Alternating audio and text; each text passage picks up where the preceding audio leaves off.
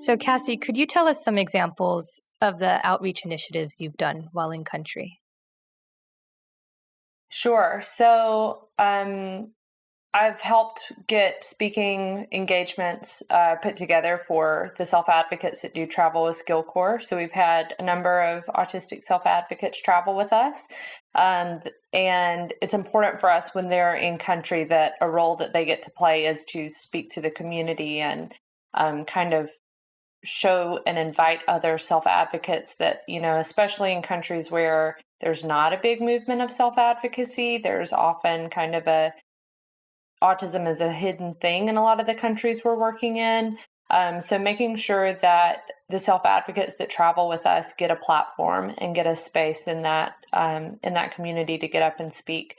So I've organized a lot of that, helped kind of find the right people, the right places, and then help the center organize the community to make sure that people are there, to make sure that students are there, parents are there, news outlets, press conferences, try to get as much kind of awareness around it, make sure that people are showing up not to hear us, Western, service providers speaking, but they're there to hear the voices of the autistic community.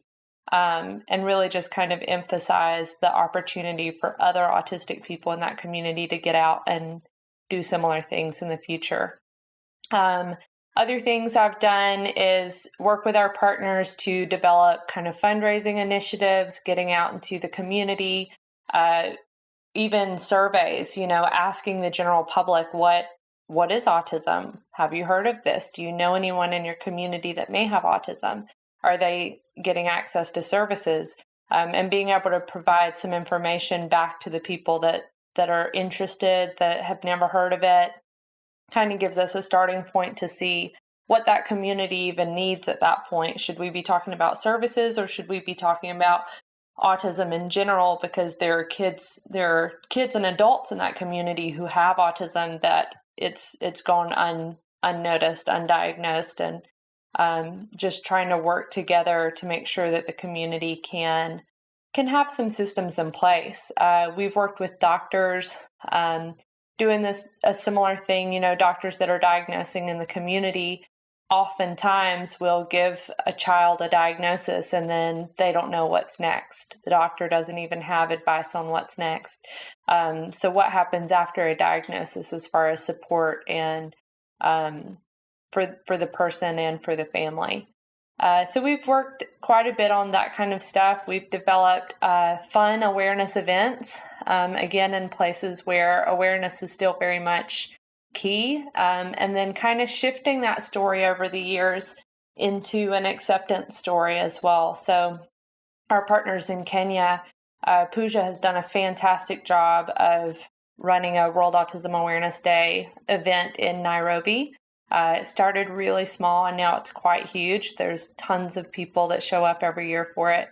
And her kind of marketing and language around it has shifted over the years from awareness of autism to an acceptance story of, it's okay. This is not something that needs to be cured. This is not something that needs to be treated. This is something that needs to be supported. There needs to be some systems in place to make sure that people with autism in this community can reach their potential. They can be employable. They can be gainfully employed. They can be happily employed. That's kind of the direction that she's heading in now, which is exciting to watch and exciting to know I got to play a small role in that. But that's kind of the beginning of the big outreach initiative. And I work with our partners in Indonesia on social media presence, and really making sure that they are, especially right now, while everyone is just connected online, making sure that they're not only advertising that they have a center and that they're providing services, but that they're putting out information, resources, free resources, tips, advice for the community who maybe can't get to their center or is still just in the learning phase of what does it mean that my child just got this diagnosis.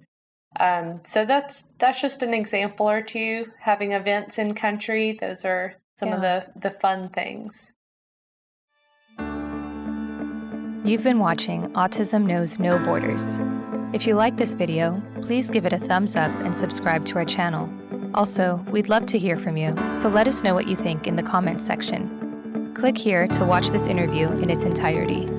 You can also find us on your favorite podcast app. Tune in each week for engaging conversations of how people across the globe are inspiring change and building community. Thanks for watching. Take care.